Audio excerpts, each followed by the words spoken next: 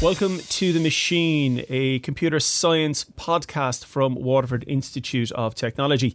My name is Rob O'Connor. I'm a lecturer in the Department of Computing and Mathematics at WIT. Today we are doing the first of our developer stories podcast, and this one is one that I suppose has captured international attention over the last while. It's an ill wind that doesn't blow somebody any good, and Nearform, based out of Tramore in County Waterford, have become world leaders in COVID tracking technology. I'm delighted to be speaking today with Conor O'Neill, who is the Chief Product Officer from Nearform and has been heavily involved in the COVID-Tracker app that has been now downloaded 6 bazillion times. Is that the correct term, Conor, is it? Approximately, I think you're might pretty be close. Six bazillion and one, perhaps. So, Conor, you are the Chief Product Officer with Nearform. You have been heavily involved in the COVID-Tracker app. Could you maybe talk to us, before we get into the COVID-Tracker app, I'd like to maybe just set the scene for what Nearform is, what it is that you do, and the kind of stuff that you work with before moving on to COVID-Tracker and finding out how that slots in with your regular business focus and technological focus as well. So could you maybe give a brief history of Nearform, where you're coming from, and the type of stuff that you guys do? Yeah, so Nearform, it's heading towards a decade old, not quite there yet. Founded by Kino Magine from Tramore. It has always been basically, bringing it down to its bare basics, professional services firm building software applications for generally large companies. Not always, but generally large companies. Mostly web in the past, in recent years, kind of more multi-platform, web and mobile, and has been doing that kind of really successfully. I mean, from a WIT perspective, the company was in Arc Labs for quite a while, so I'm sure there's plenty of people would have run into them. And grew from, a very, very small base to sort of 150-ish people now. But, we don't have 150 people down in the old council offices in Tramore building software. Even if Cian does call it the Bay Area now, which I'm all for. I'm completely supportive on that. So one of the, there's a few unusual aspects to Nearform, and one of them was Cian just going all in on the remote working model from day one. He knew, if he wanted to get the best developers in the world in a particular technology area, they weren't all going to move to Tramore. Some of them did. But can I stop you there just for one moment, just to clarify something? So when you're talking about remote workers, we're not talking about COVID land. We're talking, 2017, 2016. We're talking back a few years. So Nearform has been engaging in remote working, and I'm using air quotes. I know it's a podcast and nobody can see this, but remote working from home, or working not from a dedicated centralized office space, has been at the core of Nearform's ethos largely since the beginning. Am I correct in that? No, that's it 100%. And actually, even to clarify a little bit more, because sometimes people hear remote and they think offshoring and, outsourcing and that kind of idea. This isn't. This is literally, you can work wherever the heck you want in Nearform, as long as you're able to get the job done. And that's to the level of, we've people all over Europe, we've a bunch of people for a very, very long time in Romania, tons in America, and we've a few in India, but not a huge amount. And actually, I don't believe we've anybody in China and beyond right now, but they really do work wherever they want. And we have people, another Rob who I used to work with on some projects, his wife's a teacher. So, come summertime, they got in their RV and traveled around the southern US all summer long. And as long as he had access to Wi-Fi, he could do his job. He wasn't on holidays. He was just moving around. And it has always worked really well. And, we've dealt with a lot of the problems and challenges that lots of people have had to deal with in 2020. We were dealing with those years ago and kind of trying to figure them out. But, having said that, there is a HQ, and when HQ was open, you might have kind of 10, 15 people in there from the kind of wider Waterford area. And, I'm in Bandon in West Cork. I'd be there maybe once a week. But, I would be the exception there. As I said, there are people who, up until we started having an annual get together 3 years ago, who had worked together for years and never met. Like that's the level it was. And what kind of projects would Nearform have traditionally done? I'm going to say traditionally, we're talking only the last couple of years. So it's not like, back in the 50s. So what kind of projects would you guys have, I suppose, made your bread and butter from over the last number of years? Yeah, it actually boils back to a very specific technology. So when Cian and Richard, I actually, to even bring in a little bit of my own history. So I used to work for Feed Henry, which obviously was also in ARC Labs at the same time for a period as Nearform. So you basically had two companies who both went all in on Node.js as an implementation technology, but very early. So, I think at this stage, most people working in the web know about Node. But you go back to 2011 and 2012, and to say you're going all in on a technology whose version number is 0.4, you're not even at 1.0 yet. It was brave, but it was fairly, it was quite visionary for them to actually go, this is going somewhere like this. So we might just explore Node for a moment, and let's just assume that I know nothing about Node, right? Which is not that difficult. Okay, could you maybe explain what Node is and where it fits into maybe a kind of a program language lineage? I mean, for example, the JS. What does the JS part stand for? Sure. Yeah. Like I remember, and I still remember this, going back to maybe 2009, 2010, seeing a video of this guy called Ryan Dahl, who had built this thing called Node. And what he had done was he looked at the JavaScript engine in Chrome. So the V8 engine, like literally V8 engine, Google nerds and their naming, taking the V8 engine, pulling it out in Node, putting some wrappers around it and turning it into an executable you can actually run on a server, because he thought, this might be good as a technology for serving up, web apps and web pages. And a huge number of people thought he was crazy because it's JavaScript, it's single threaded, it's JavaScript, it's not a real language. But he did a demo showing how to do a Hello World web server, and I saw that, and it was that moment of, I'd heard about it, and I, like everybody else, had dismissed it as, that's a silly idea. And when I saw how easily he was able to just, in a couple of lines of code, spin up a web server which was, able to deal with heavy load instantly, I went, okay, there might be something here. And similarly for Cian and Richard and the gang back then, they went, there's something in this. And then if you think, wait a second, it's JavaScript. So that means you could end up with developers who can do everything. So, what we now call full stack. So again, I might just stop you there because you've talked about server side, and I suppose the opposite of that is the client side. So up until this point, JavaScript would have been a client side technology.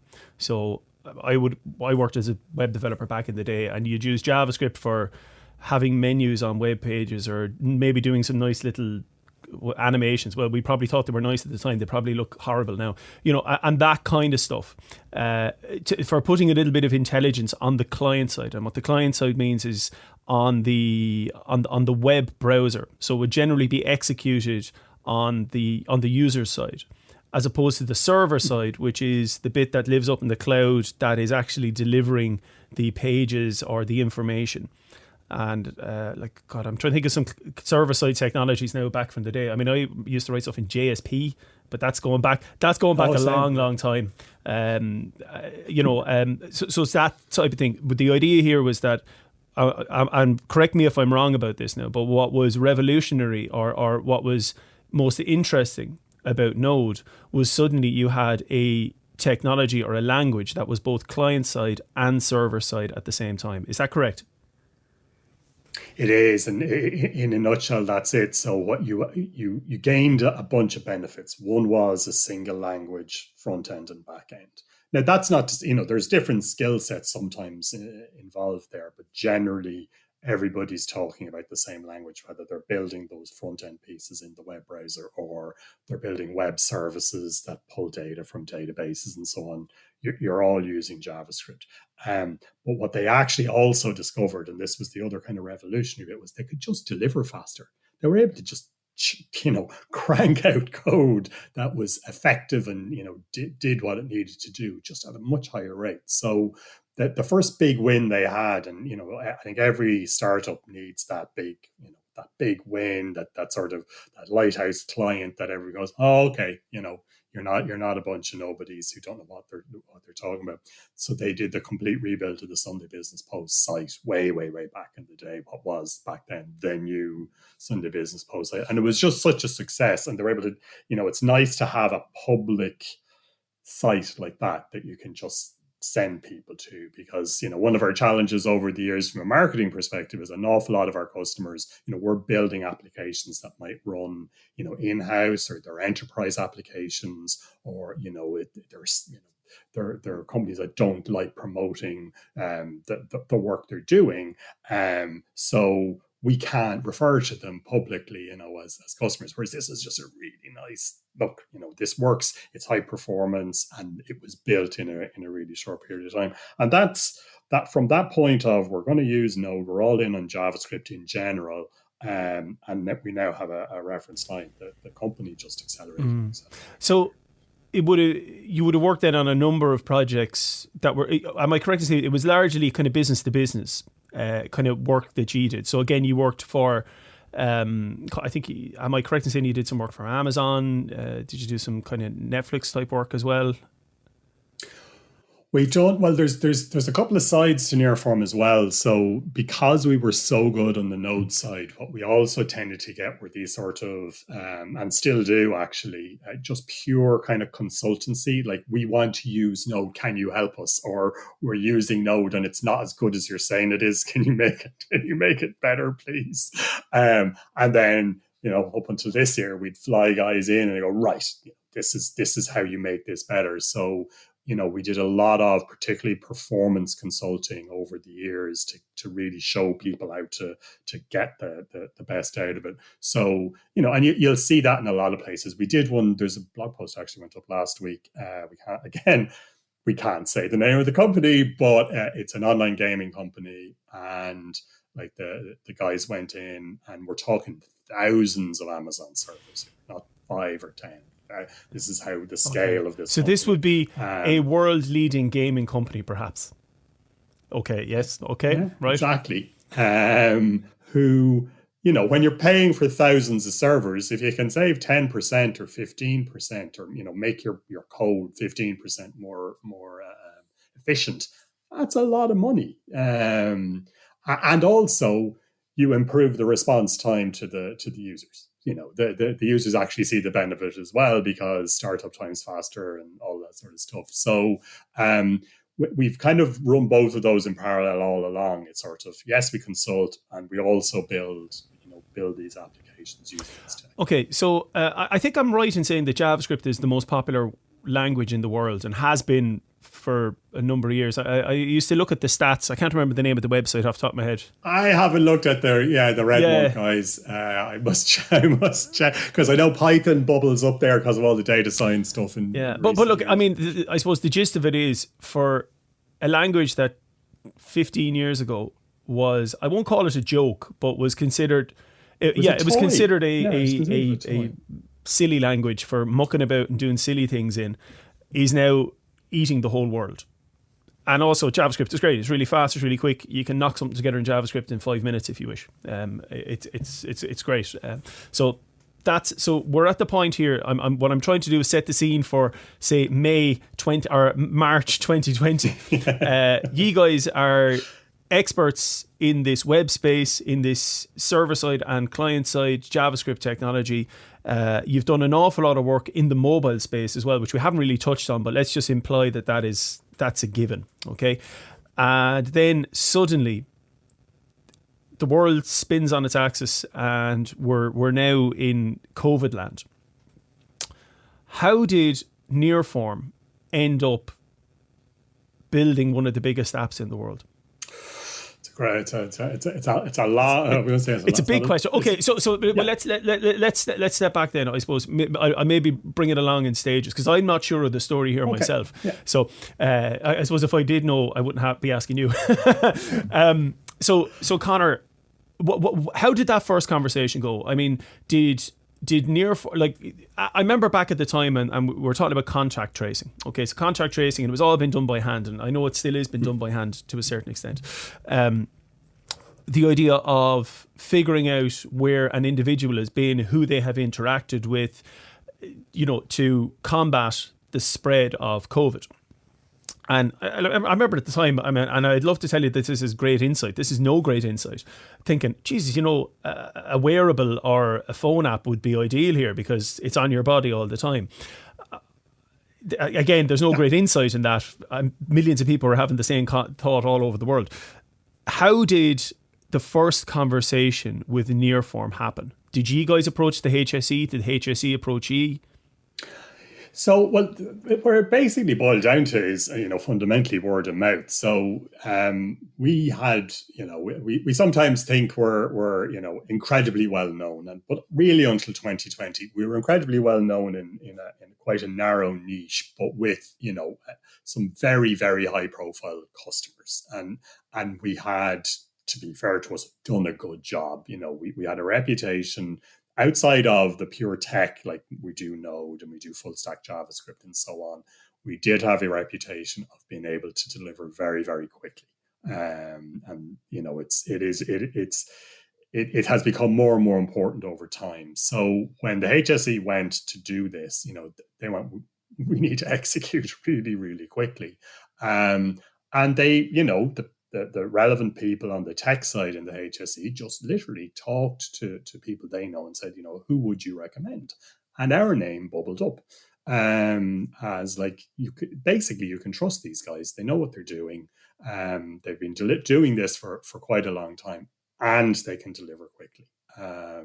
So you will get what you need. So it actually, it's one of those, it sounds like a made up story, but it isn't. The Saturday of Mother's Day weekend, they got the call from the lads down in Tramore, got the call from the HSE going, would you be able to build us an exposure notification app? And they went, of course, good. And, when do you need it? Yesterday, as soon as possible. 2 months ago.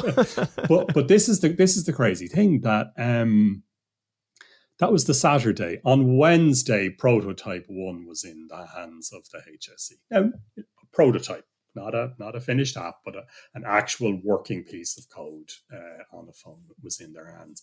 And within 10 days, they had a version 1.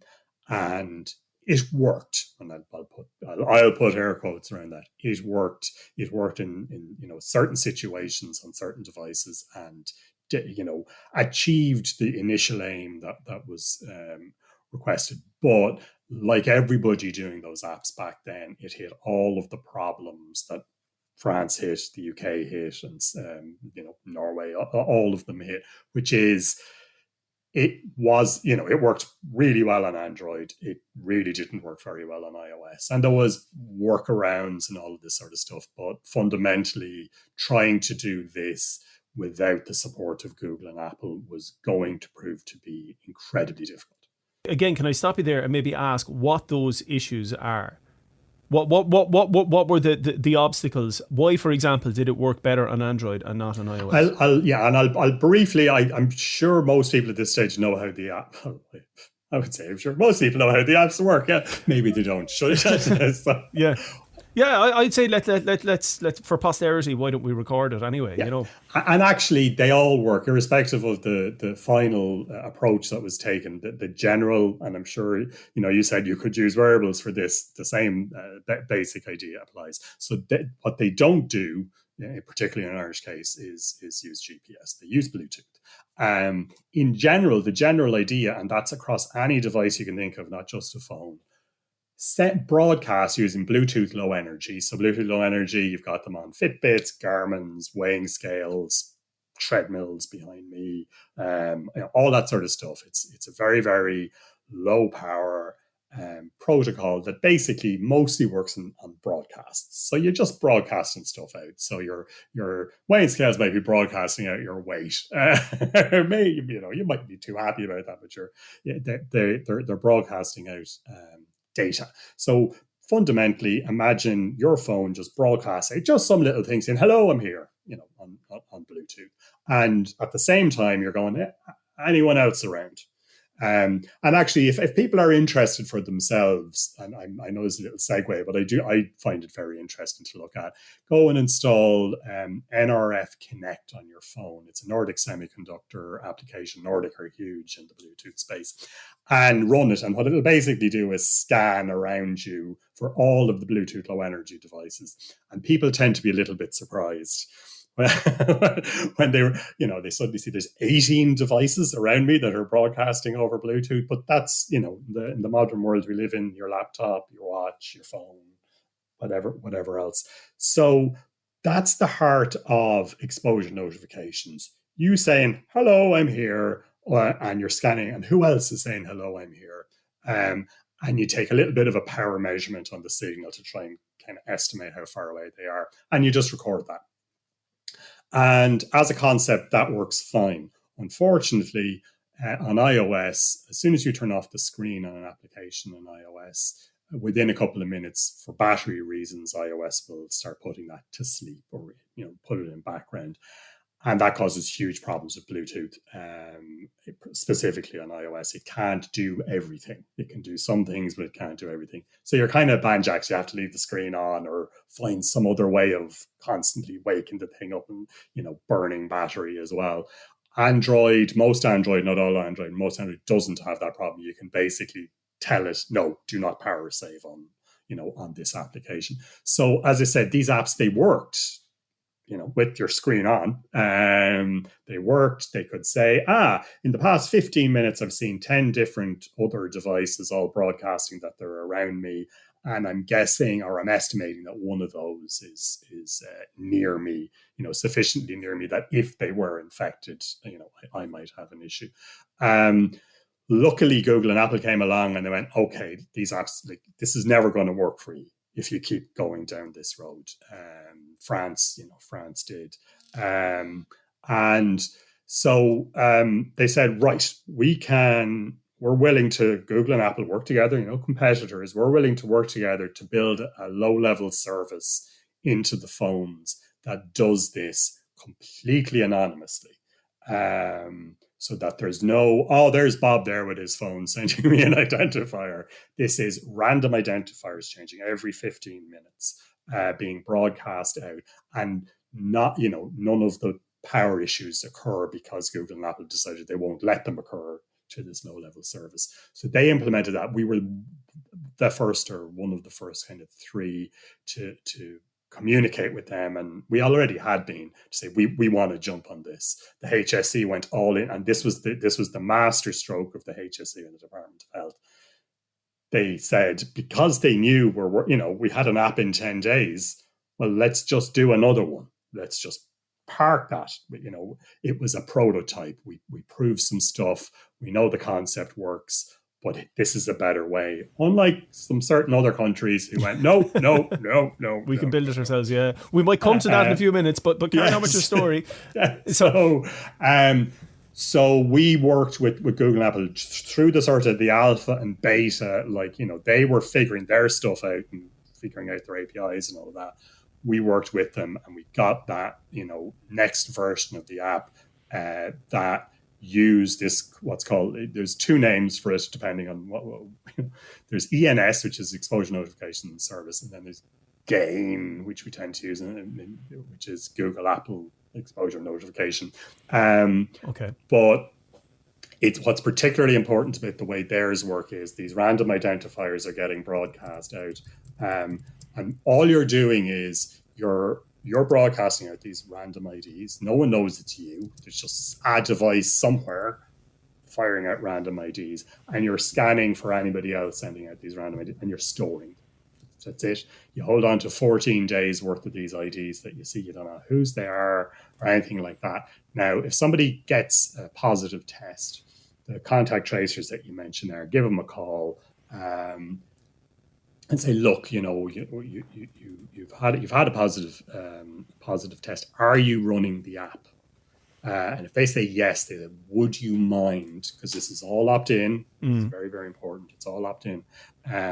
Would you mind letting the app upload your anonymous keys, the ones that you've been broadcasting over the past 14 days, just uploading it into AWS so other people can pull them down? The HSE doesn't know, and the Department of Health doesn't know who owns those keys or any of that. All they are random keys uploaded into Amazon, and then a couple of times a day, everybody's phone pulls down those infection keys.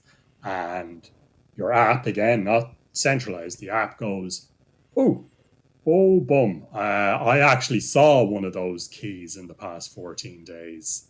Don't know who it is, but I saw it. And I saw it for 15 minutes or more. And the power estimation is saying I was probably within about 2 meters of them in that time period.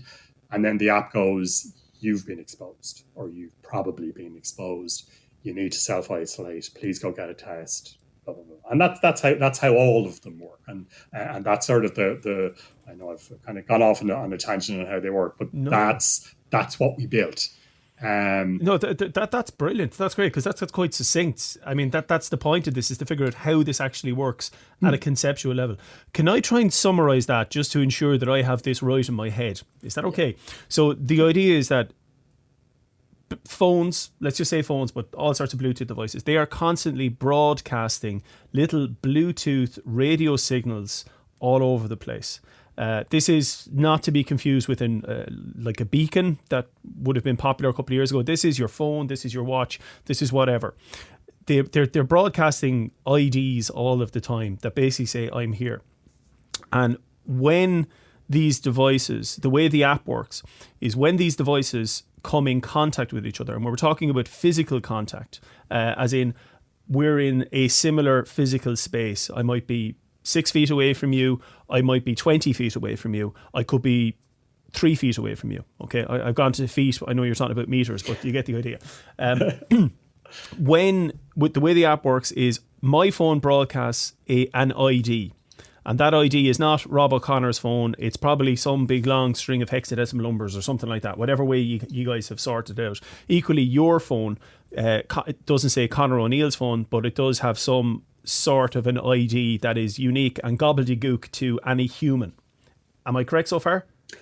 Yes, but the really important bit with the Google app is, so what you've described is how, let's say, I mean, you were talking about you kind of conceptualized an idea for doing it. I built one. Yes. And I personally built one using the IDs, but the way the Google Apple system works is they're changing all the time. So it's not a unique identifier, a permanent unique, because then you can track. Good. So the ID. So I have a bunch of IDs. You have a bunch of IDs, and I'm assuming they're being generated through some class of an algorithm. There's a crypto algorithm that's actually an open definition of a crypto algorithm. So let's just say, in an example, Conor, you and I were in an office together for a few minutes. Okay, our phones would exchange keys.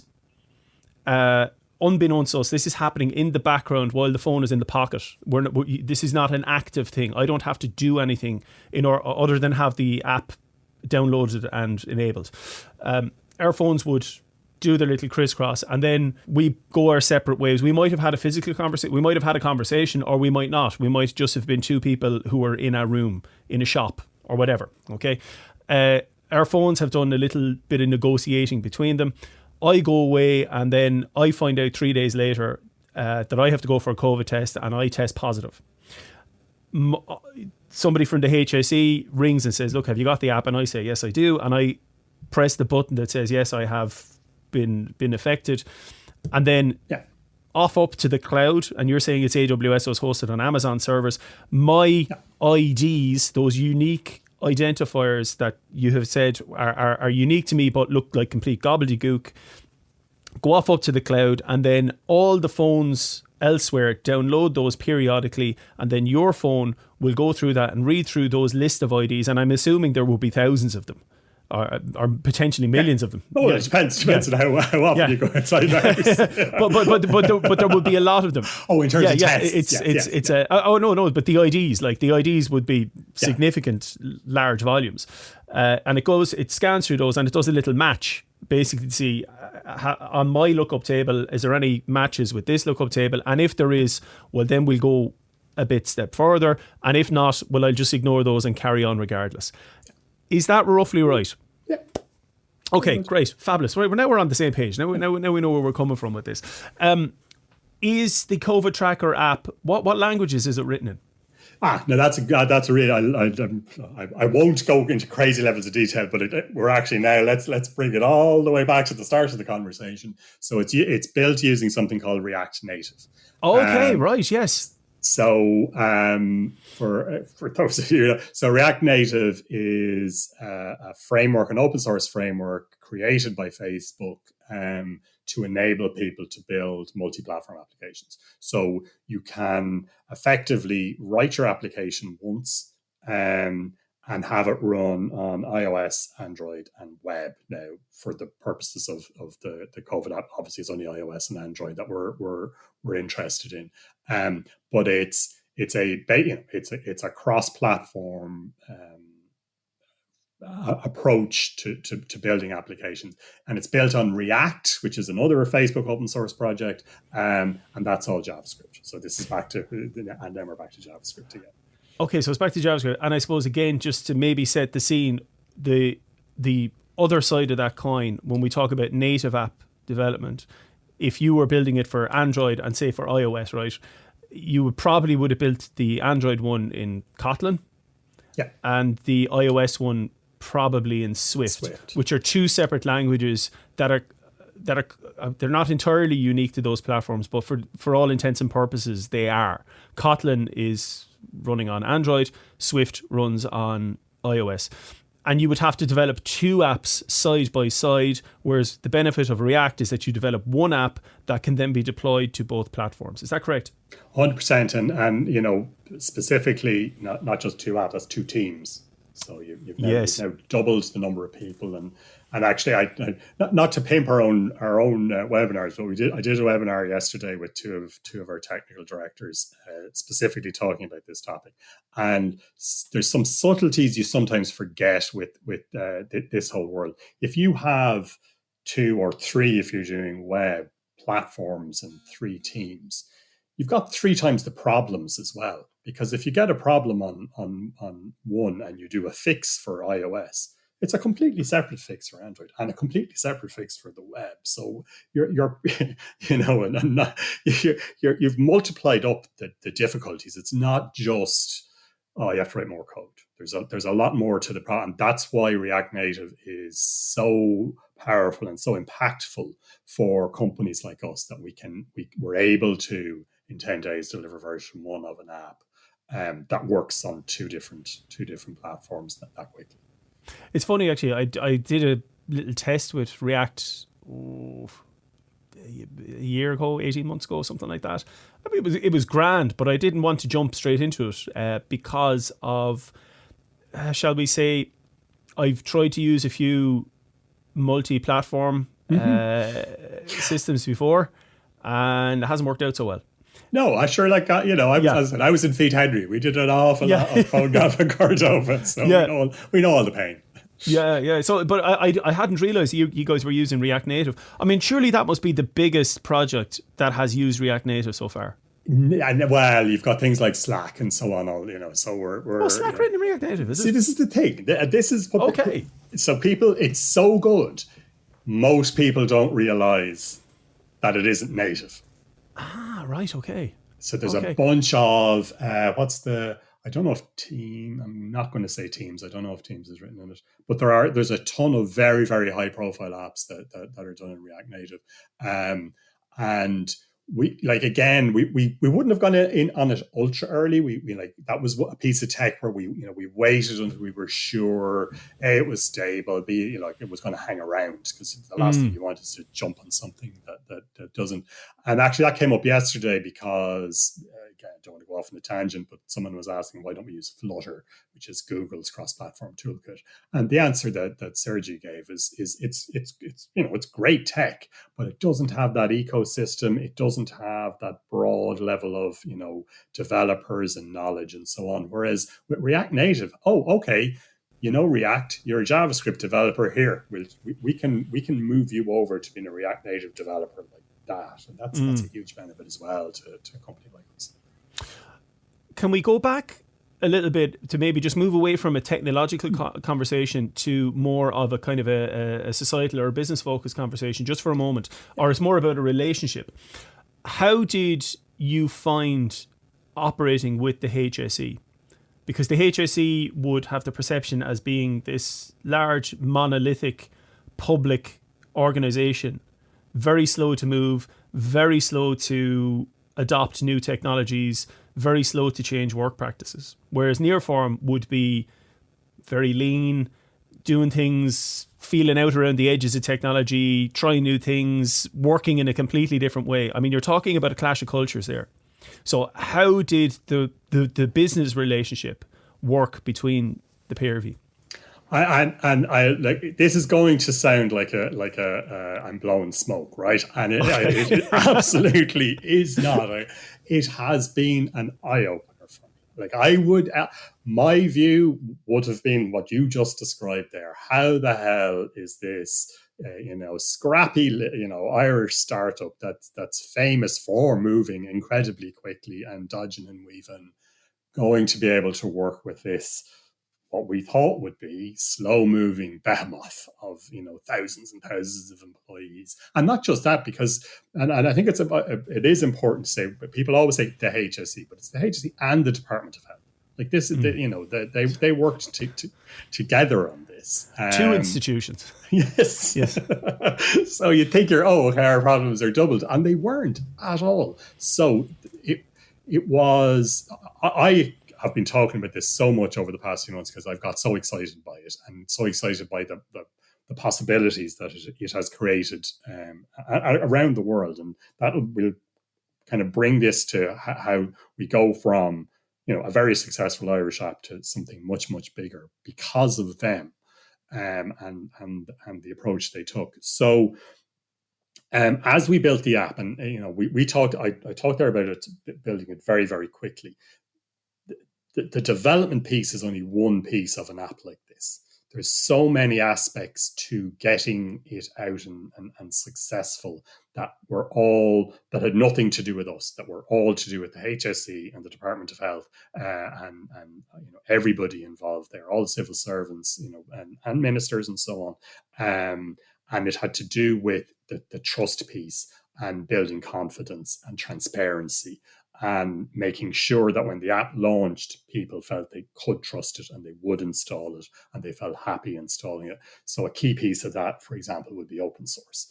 Now, the thought that you were going to build an app in a couple of weeks and convince this slow-moving behemoth to embrace open source and open source principles, and go out of their way around data protection impact assessments and accessibility testing and everything that you could do to make this as broadly acceptable an application as you could. They did it all, and with knobs on, and you're just going, this is incredible. So, and we're well known again in a niche for a concept called inner source, and this is this idea of taking open source principles and applying them inside large organizations. It's not necessarily doing open source; it's taking the principles of collaboration and openness and sharing of code and sharing things. And our people there, like Denise Cooper, helped bring that along so that it just became a no-brainer. We're going to open source this. And we're going to get this out as fast as possible, but only when we're sure, all those little ducks are lined up in terms of openness and transparency and so on. And that's why it went like, pure hockey stick, because you could see, I could see that, the people saying, oh, where's the code and so on. And, oh, you've released the code. Oh, okay. Where's the data protection? Oh, you've released the data protection impact assessment. What about it? Oh, you dealt with the National Council for the Blind of Ireland. So, they did all of these pieces. So we're just watching this. And this is phenomenal. And then we get to the point where we're dealing with US states. They're interested. And at this stage, we'd signed up Pennsylvania and Delaware, and they were, talk to the HSE. Can we, is it okay if we use the same code base as a starting point for Pennsylvania and Delaware? And absolutely, it's open source, of course. Like that's the core principle of open source. And then we come to New York and New Jersey and the launch of the Linux Foundation Public Health Project, which is in itself incredibly important launch. Is this the COVID Green project, is it? Yeah, so that's basically I was kind of getting to that point where we then go back to go back to the HSE and say, look, they're launching this Linux Foundation Public Health is launching, and they want to work with New York and New Jersey. Would the HSE and the Department of Health be open to donating, like not just open sourcing, it's already open source, but actually donating to the code to the Linux Foundation Public Health Project as a project, like a global health project, source code? And the HSE goes, go for it. And you're just like, again, you're going, is this like the HSE we think we know? And it's when for me it was phenomenal, because as a how would you describe it? Kind of the average citizen, you have a perception of these organizations, and it's a perception that there's a lot of media involved there, and I honestly think the pandemic in general has completely changed a lot of people's perception, particularly around the public health area, and the importance of all of the people in the HSE and Department of Health involved in public health specifically, and their ability to just, it's a pandemic, it's an emergency, their ability to just react and just get things done. So, and then we saw that reflected in the States as well. We saw it, Northern Ireland, Scotland, Gibraltar, Island of Jersey, everyone, same mindset. We just need to get this done. There's no we can't delay.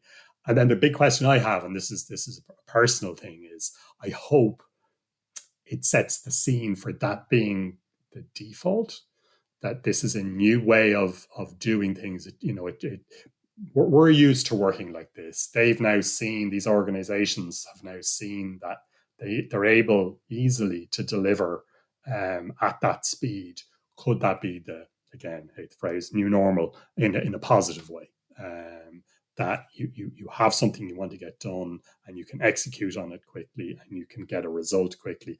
And if result one isn't quite right, you respin it again, and for your version 2 doesn't take 3 years. It takes a month, and that kind of it.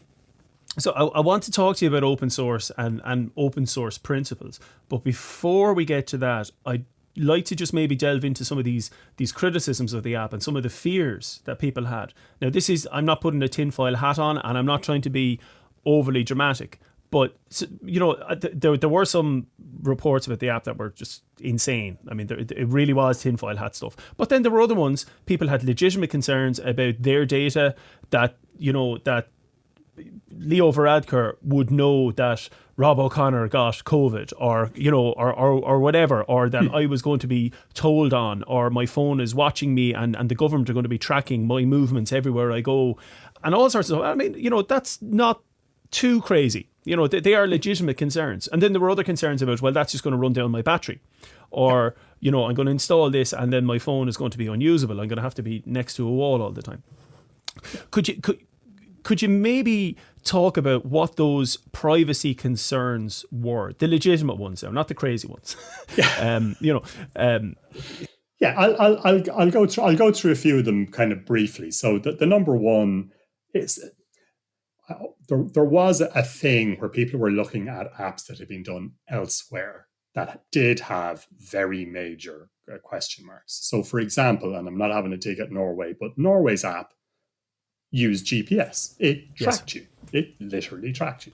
And And that was a decision they made. They felt it was it was a well intentioned. So, and this is the important thing with all of these decisions. There's nobody trying to be nefarious. These are all well intentioned decisions by governments and public health authorities trying to do their best. And the decision point about where in the continuum between absolute privacy, and absolute visibility on everything so that you can kill this virus, as quickly and as efficiently as possible. Where on that spectrum do you land as a country? So some more authoritarian countries like Singapore are way over here. It's now you must install the app, or if you don't have a smartphone, you must carry the fob. So they're at that extreme. And I would like to think most of Europe is I won't call it an extreme, is at the other end. We are very focused on privacy. We think it's extremely important. So from an Irish perspective, there was under no circumstances was GPS ever getting turned on. And I do understand people getting confused. I saw plenty of Irish journalists getting confused because Google asks you to enable location services when you're installing the app. That's because Bluetooth comes under the heading of location services, because back to your point earlier on about beacons in the old days, you could infer location using a beacon in the past. So that Google were actually trying to do the right thing. But in fact, from a perception perspective, it now looks... and that's why it's so important for people to look at that list of permissions, because we all do it. We get the apps pop up, whether it's TikTok or whatever, and you just go, allow, and you're not even looking to see what the hell you're sharing. Whereas if you install the Irish app and say, okay, location services, oh, it's not asking me for GPS because that's a separate permission. So I think that particular one, it's unfortunate. It's just a historical kind of hangover for Google. So no GPS. And then the Bluetooth bit, it's the randomization bit that's so critical there. I mean, I've actually looked at the code for the crypto algorithm and all of that. And, anytime I went, but what about okay, they've covered it. And it was one of those, there's smarter people than me have implemented this, and they have thought through the implications of, and I'm not going down the world of talking about MAC addresses and so on. So there's all of that.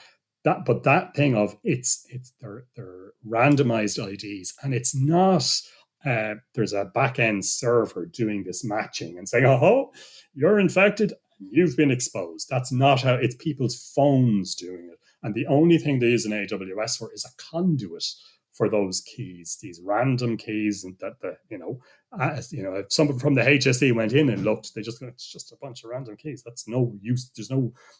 If they wanted to, they couldn't do anything with it, and that's why Google and Apple did it that way. For that very specific, to protect your privacy, they took a hardline Silicon Valley privacy approach to this, and they did the right thing and covered all of that.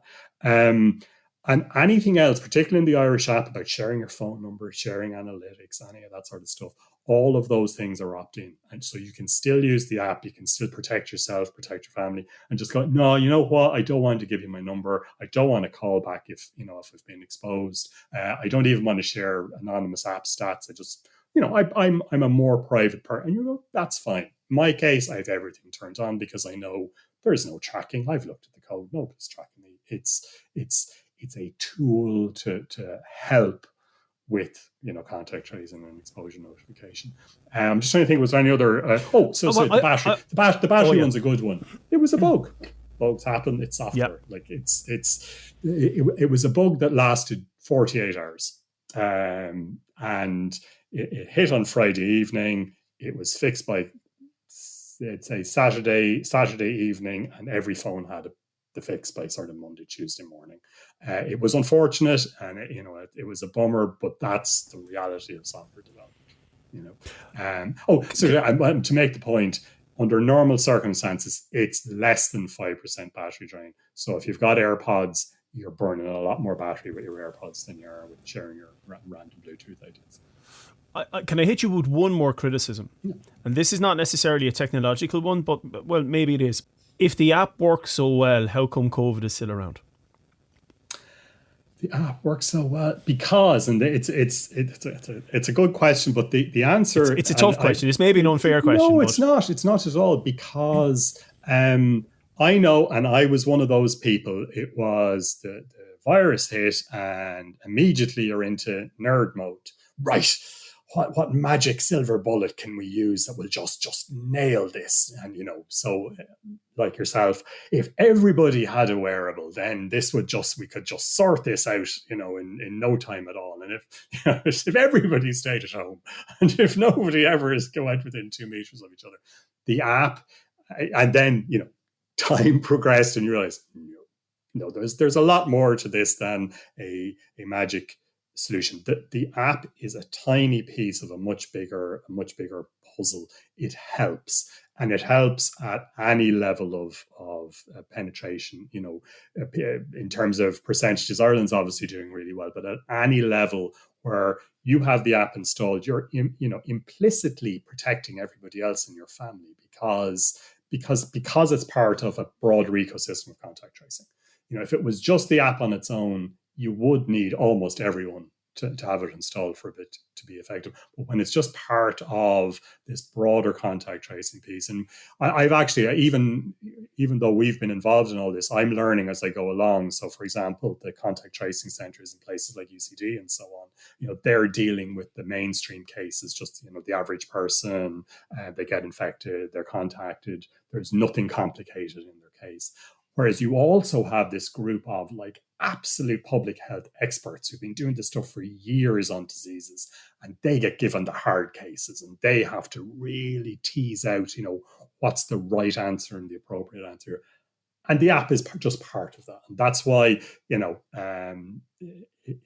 can't solve the problem, because the problem is very, very complicated. But I actually wrote down the stats just before we came on there. 4,881 people have uploaded their keys to date. Sorry, for that have a it's not that those were 4,881 people have agreed to upload their keys and uploaded their keys into the system, and then 8,845 people have been notified, and B, opted in to let the system know they've been notified. So that number, in terms of who's been notified, could actually be a lot lower. So that's like the guts of 9,000 people who have been helped. That's pretty meaty number of people who have benefited from this sort of rapid app. If you think about the impact of that, and a year ago, it's not even that it was an idea. It wasn't. There was no clue about this. This is something that has just largely happened in the last few months. And when you think about those kind of penetration numbers, it's amazingly significant. And it is. I'm not just saying that because you're on the call here with me, but it's a wonderful example of public-private partnership and taking the best of both worlds. Now, I say this as somebody who works in the public sector. I work for one of those big, large institutions. And I get frustrated by some of the bureaucracy, but equally there are some really, I'm very lucky to work with some incredibly clever and talented people who come up with things that I would never have dreamed of. So it's wonderful to see that melding of ideologies and to take technical expertise from both, because I'm assuming there's an awful lot of technical expertise that you probably took from the HSE, the Department of Health as well. Totally. Yeah. We had never done a public health app before this. And now, we're seen as the world leaders in exposure notification applications. I mean, it is a very strange, but just acceleration for us. But I that's why, I mean, personally, and this isn't talking on behalf here, but I have just been overwhelmed by just how impactful this has been. And I was reminded of we all quote Dr. Mike Ryan. You'll never stop us quoting Dr. Mike Ryan, and perfection being the enemy of the good. But there's he's Mike Ryan from the World Health Organization, WHO. Yeah. But there's another older quote that it might sound trivial, but it's actually to me it's really important. And it was a very well known photographer who said the best camera is the one in your hand. And this was it was used a lot around the time of sort of early smartphone cameras for people. Oh, they're garbage. Like, why? If, my 35 millimeter, EOS 5 or whatever is so much better. And I say, yeah, but I'm out and I've got a smartphone in my hand. And that's why with this, it's like Bluetooth was never designed for this. But everyone has, or most people have a phone, and that's the tool. So that's the tool we'll use to get the most amount of impact with the least amount of effort. I mean, it's making it sound trivial, but that, and it's that I've just been I don't know, excited and energized by that to see. I'm gone off on a wild tangent here, but I'm a huge fan, showing my age, of Sir Clive Sinclair, right? So I have a ZX Spectrum behind me here. I still have my original Spectrum. He was an expert in taking tech and just using it in ways it was never meant to be used. Because he found if we do this, it's cheap and it's effective and we can get it into the hands of loads of people. And that's how he did his first calculator, the first digital watch, the ZX81, the Spectrum, and so on. Just kind of finding interesting ways of using tech. And that's why I love what's been done with these exposure notification apps. Bluetooth was designed to connect headphones to phones, right? Fundamentally, that's what it was designed to do. And here it is helping in a pandemic. So like that to me is pretty cool.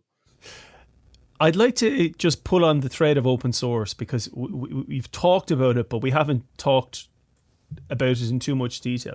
So let's say, for example, I don't know what open source is. I've just heard about it, and you're talking about code being available.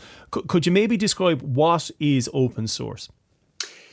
Yes. Now, unfortunately, Denise, our head of inner source, is not on the call because she'd be beating me around the head because of how badly I'm going to describe this. Because there is the kind of I'll define what it is in very, very raw terms, and then I'll try and define what it is more in philosophical terms, because they're very different. So on a very, very raw basis, all it means is the code that the actual developer wrote on his computer in an editor, that becomes the program that you run on your phone or on your computer. That code is accessible to you or to anyone. It's on a website somewhere. Now, a lot of people now associate open source with this site called GitHub. GitHub used to be an independent company. It's now part of Microsoft. It's just a very good site for hosting code and managing particularly managing collaboration between people who want to work in code. And that's where we get to the philosophical piece. So I tend to write a lot of trashy utilities for myself, right? They're rubbish. I'm sure I make professional developers cry. I used to be a developer, and now I go, I need a piece of code that converts between, I don't know, Runkeeper and Strava. So I'll just bash something together. And then I put it up in GitHub. And I put a license on it that says, in my case, I'll put an MIT license or an Apache license, which basically says, use it however you want. Knock yourselves out. I don't care. It's there to be taken. Just, credit me, please, if you're going to use it somewhere else. That's more or less what those licenses say. But I'm not expecting anybody to contribute to my code. I'm just like, there you go. And sometimes, every once in a while, somebody actually uses it. I reverse engineered the API on a weighing scale a couple of years ago, and there's, 10, 15 people around the world who use that to pull the data off their weighing scales. But on a philosophical level, open source is much more about the collaboration piece. It's saying, I've got this project. I would love if lots of people used this project, and I would love if lots of people would get involved in my project. And that's where very, very famous projects like the Linux project, with Linux is an operating system. Most web servers nowadays are running Linux. That started as a guy in his early 20s in a university in Finland going, I made this thing. I don't think it's really very good, but see what you guys think. And now it powers almost the entire internet. Like it's the ultimate example, and there's loads of examples like that. And that's the two levels of open source, and you would actually have seen it with the HSE app. So the HSE released the code, and they released the code for a very important reason, which was visibility. It meant that any developer who was so motivated could go in and look and confirm for themselves that there was nothing nefarious happening in the code, both front end and back end. We talked about front end and back end earlier on. So the code that runs on the phone and the code that is running in Amazon, which, back to our first point, is Node.js. So that's at that level. And we did get some contributions, to it. Some people were very annoyed about some of the spellings and place names. So we won't go there. We just we will not go there. And a little Waterford specific one. Somebody being annoyed at Abbeyside and Dungarvan were not, two different things. Okay, but you bring it up a level then when you go to something like the Linux Foundation Public Health Project, because now you've got not just, let's say, Irish developers who are interested in their own country's app. You now have thousands of developers worldwide. And you don't just have us using that code to build apps for states and for countries. Other people are now taking the code we wrote for the Irish government and building apps for their government using that code base and going, I've got a fix for you. This thing here is has a bug or isn't working as well as I'd like. And actually, we built this new feature which we think everybody could benefit from, and we'd like to donate it. And then they offer that back to the project. And then if you go, yeah, good feature, and you pull it into the project. And that's the real world of kind of open source as we see it. It's collaboration, it's rising tide, it's all of those kind of positive ideas. So there's, specifically with the COVID app, there is that huge element of trust being a very intangible thing, but it's very, very real. And like you were talking, Connor, a few minutes ago about like the nearly 10,000 people who have received notifications from the COVIDTracker app in Ireland. And the fact that the code is open sourced means they can have a certain degree of certainty that there is nothing nefarious going on. Because even though they mightn't be developers, somebody like me or somebody who's much cleverer than me can say, I'm going to go through this code and I'm going to see now if there's anything dodgy going on here. And because the code is just freely available. Anyone can look at it. You can download it and build your own one if you wish. Yes. It's there. And that's a huge portion of this. And I think that's one of the reasons perhaps why this app has been so successful. The other side of it then is the collaborative aspect, what you just said there, that I could download it and I might realize, hey, do you know what? If I rewrite this code, I can get you 5% better battery life over the course of a day, right? Yeah. I can't, but let's say I could. And I could feed that back. I could upload something to GitHub or wherever you guys have it hosted and say, look, here's something that might be of benefit to you and you might choose to incorporate that into the project or not. But the difference is there is now a global collaborative effort. And that's on the COVIDTracker app, but equally it can be the Strava app that you were describing earlier. I might come up with a better way of doing that. And I have a generative music app or code that's rubbish, by the way, up on GitHub. There's been no collaborators on that. But again, somebody might look at the way I'm doing that and go, actually, I can get you a better version of this, and they can freely fork my project and throw up a new version of it if they wish. Yeah. That's kind of the main idea behind open source. Would I be correct in that? Oh, absolutely that. I mean, you've described it better than I have, and far more concisely as well. Yeah, it's not always the right answer, but more and more people see it as, it's a better way of doing things. And I mentioned earlier on about inner source and what Denise does, that the concepts behind it are now starting to, and I'll use infect in the positive sense, infect large organizations, because a lot of large organizations are very siloed. They're very, this department does this department does that. They end up building almost the same applications, but the apps don't talk to each other.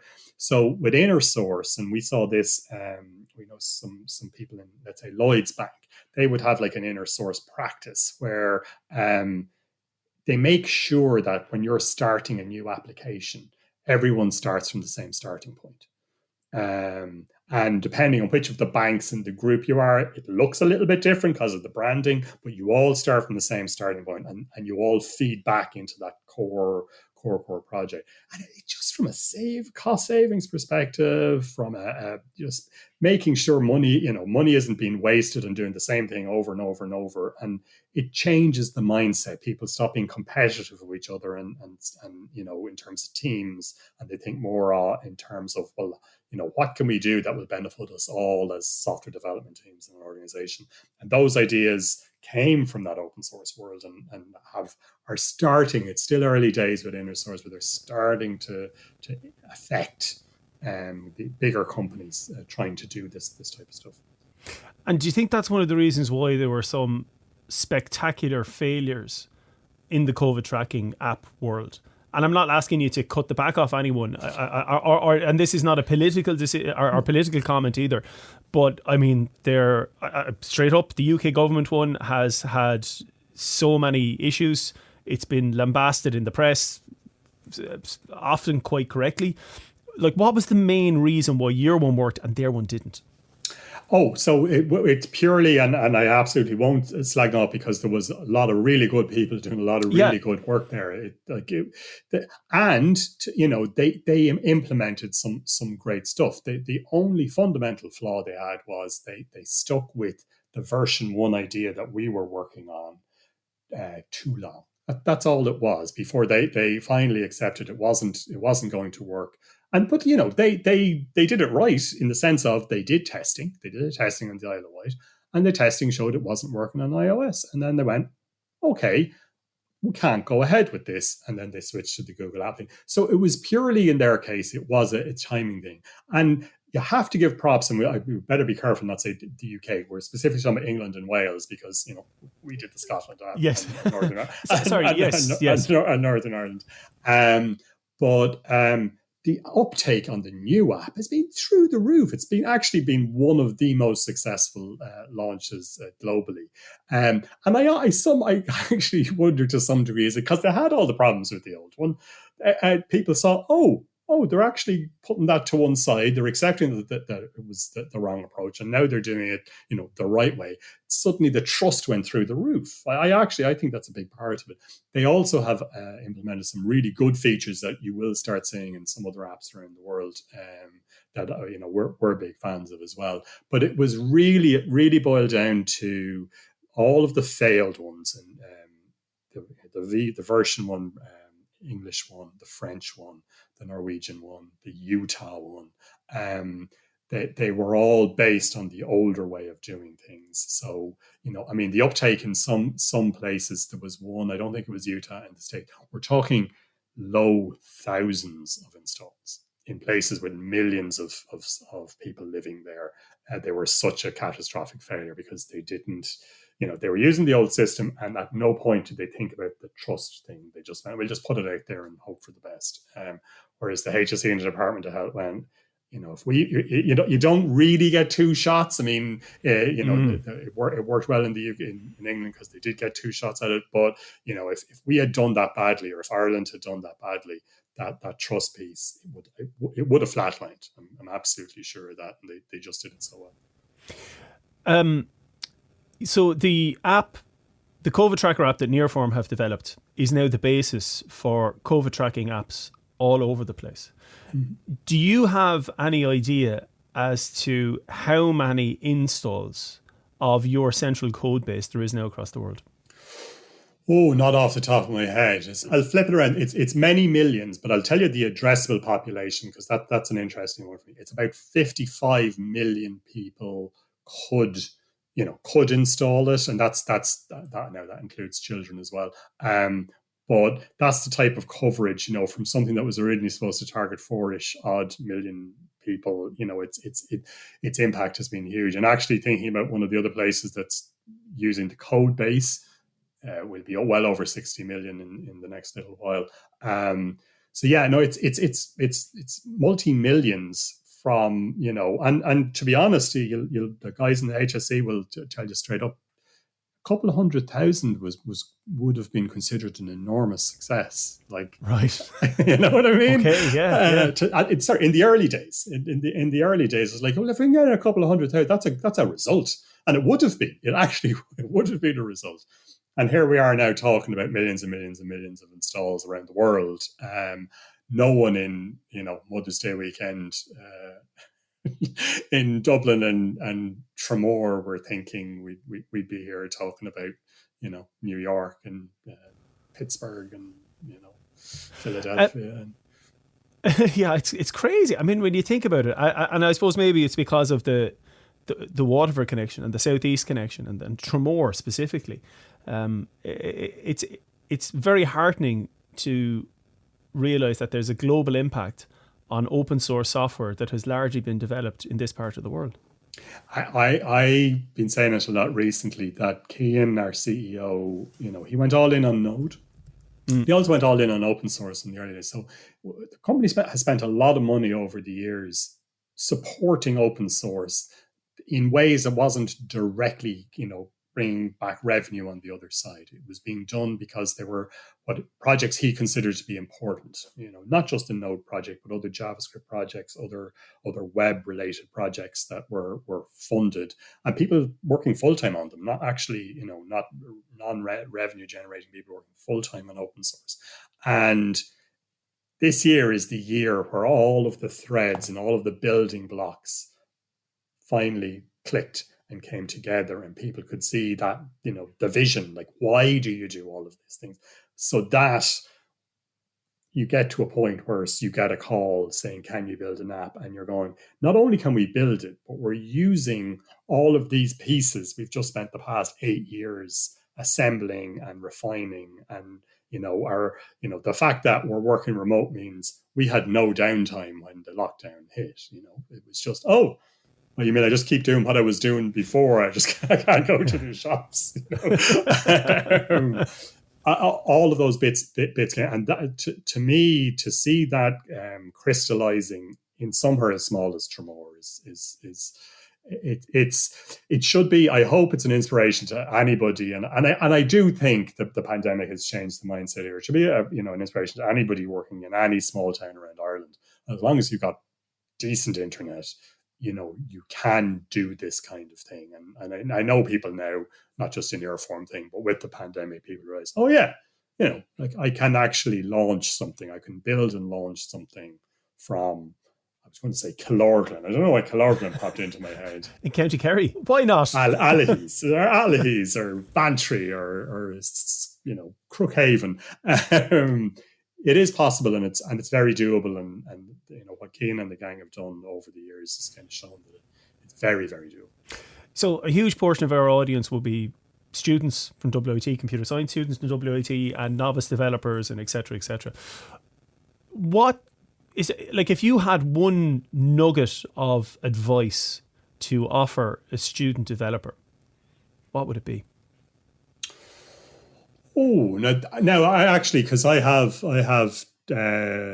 one kid in computer science and another in engineering in Dublin, and one thing I've often said to them, and it's about, I suppose it's about them, and it's also about jobs, which is when you do finish college and you do go to look for that first job, it can be hard to stand out.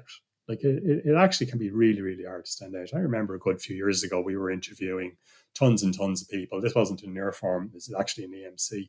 And CV after CV after CV was coming in, and I couldn't, I had no way of rating them other than, your points, or how well you did in your exams. But that's, to be honest, and I shouldn't say that to a lecturer, but that's not really what I'd be the first to say that as well. So you're right. Okay, and one of our top developers over the past 5 or 6 years didn't go to college.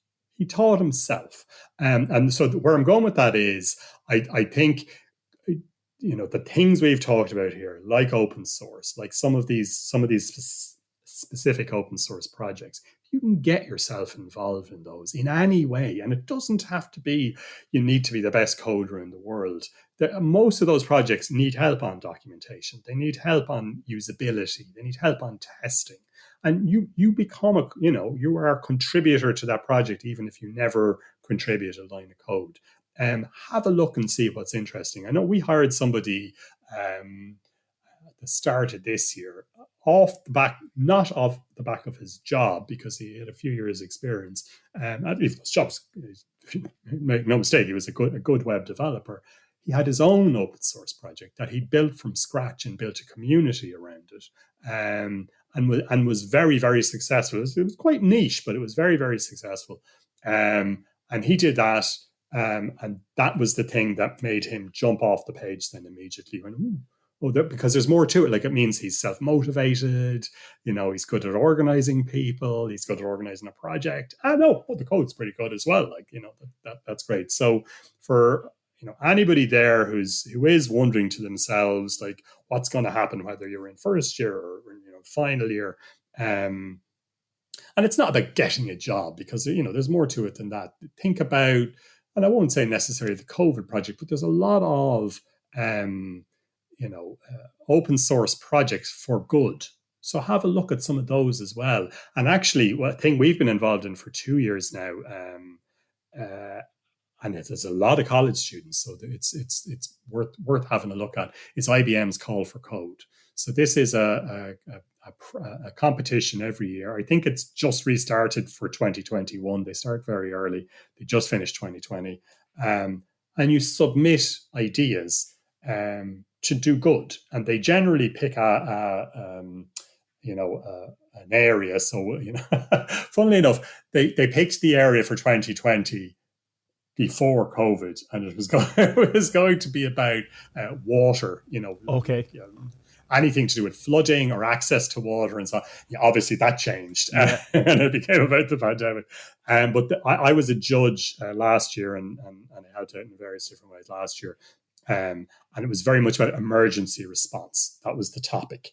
And just submit whatever projects, you want, put together a team. That's just could be you and your buddies, and it doesn't involve necessarily building a massive amounts of code. It can be quite a small prototype. The winner, Prometeo from, they're Spanish, I think Barcelona or maybe Madrid, was a wearable set of sensors that you put on your arm, that firemen put on their arm, that logs all of the environmental toxins that they are encountering as they do their job, and then logging that to a centralized system, so that they could see if they've been overexposed to soot and so on. Now, that sounds really complicated, but actually, and I don't know if you use Arduino in WIT. Yeah, we would. The actual prototype that won was an Arduino with some off-the-shelf Arduino sensors, like air quality sensors and so on, and then a simple kind of web backend to pull the data down and do a dashboard. And they won, was it 200 grand, 250 grand to go and, commercialize that and get access to IBM Cloud. And so that's something, again, not only would you be helping the world, you'd be helping yourself.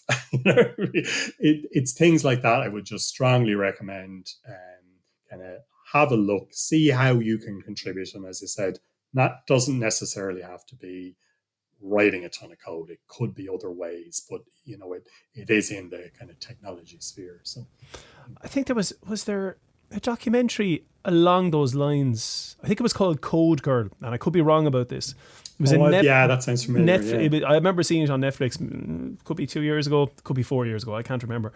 But it was. They were mostly secondary school students, high school students from various parts of the world. Now, they were all girls, but focusing on those kind of projects. And it was a global competition. I can't remember what it was, but it was great. I mean, coming up with fabulous ideas again about like water quality and measuring water quality in their area. I mean, it was brilliant. I thought it was fantastic, and again, it shows you the positive benefits that technology can have. Yes, and simple, and that to me is, with particular Call for Code, I like the fact that they've generally gone with quite straightforward, technical things that just can have impact at scale. And I think that those are the ones that catch my eye. And it's similar with the COVID thing. It's not, well, if we spin up a brand new blockchain, that it's not those ones. I think something quite specific and quite simple, but that scale it up, and suddenly you are potentially having big world impact. I've one last question for you, and it's really a plug for Nearform are organising a bunch of kind of online seminars, discussions, Decoded. You had your first one. We're recording this on the 6th of November. The first one was last night, solving the front end sprawl. I don't know, were you directly involved in that? I was the moderator. You were the moderator for that. I see you have another one on the 3rd of December, doing SaaS software as a service development right. There's other ones about Kubernetes. I see you have a calendar going through to April of 21. Are those available for anyone to attend, take part in? Oh, totally. Yeah. No, they're the one we did. Well, they'll all be the same. So we're recording them on Zoom, but we're live streaming them on YouTube, and then they're available to view afterwards. So they're only the reason that they're appealing to me. They're only 30 odd minutes long. I mean, we ran a bit over yesterday because it was our first one. We went to 40, but actually we went to 40 because we got really good questions. You always have that fear on a webinar that nobody's going to ask questions, but there were really good ones. You'll pick up a lot of just useful tips. Like on the front end sprawl one, the guys were digging into a few different pieces that, and actually even on the questions made me go afterwards, like external questions, and go and investigate a couple of things. Oh, that's great. So must check that out. So the one yesterday was fundamentally about React Native, as a not just as a piece of tech, but as a way of changing how you run your development business.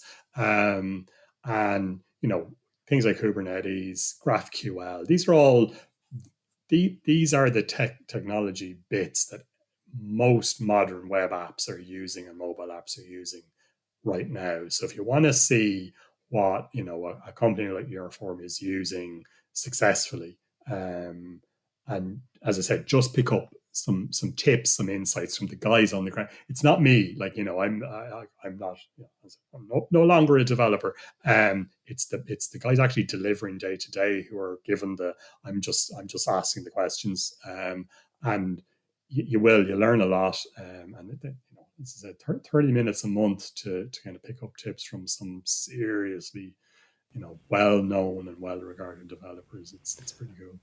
Well, you're maybe putting yourself down. You might say you're not a developer. You were once upon a time, but now you're the lad standing behind the developers with a big stick saying, work better, work smarter. I was like, I don't understand any of this stuff. If you want to find out more about the Decoded series running by Nearform, if you go to nearform.com/events, it's there, but it's right there on the website, and all the details are there. And as you said, they're available on YouTube as well, so you can just go and watch away to your heart's content. Absolutely. And pick up some tips. I'm going to watch that one about front end sprawl actually whenever I have a free moment. I'll put it on with the kids. They love it. Connor, thank you so much for your time. It's funny you mentioned that. I mean, talk about things running over. I intended talking to you for an hour. We've been speaking for longer than an hour, but I think the conversation has been incredibly insightful. We've got a much better understanding as to what has gone into the COVIDTracker app. We've learned about open source, some of the principles behind it. We've also learned about some of the things maybe people shouldn't do. And we've talked about some tech as well. And we haven't got too nerdy, I don't think so. I think it's been reasonably accessible, hopefully. I'd like to thank you so much for your time. It really is a gift. So thank you very, very much. We wish you all the best, and hopefully at some stage in the not too distant future we'll be able to sit down and have a cup of coffee or something like that, and I'll even buy you a nice biscuit. How does that sound? Fantastic. Or a scone. Connor, thank you so much. Pleasure.